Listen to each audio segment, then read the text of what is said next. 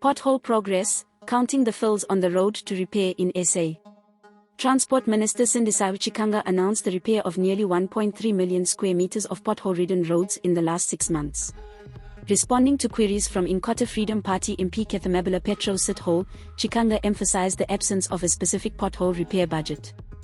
Funds for the extensive repairs were drawn from the general maintenance budgets of municipalities, amounting to 3,650,251,022 rand during the specified timeframe.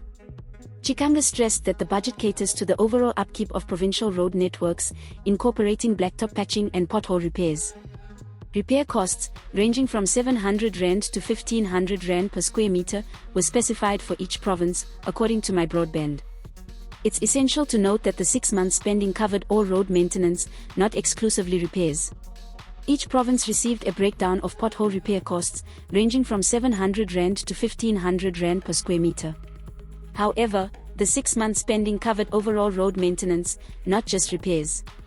October 2022 data disclosed South Africa's pothole count surpassing households, reaching 25 million from 2017's 15 million. We pay cash for videos. WhatsApp 060 011 021 1. This is Leah for the South African. Please subscribe for more news updates.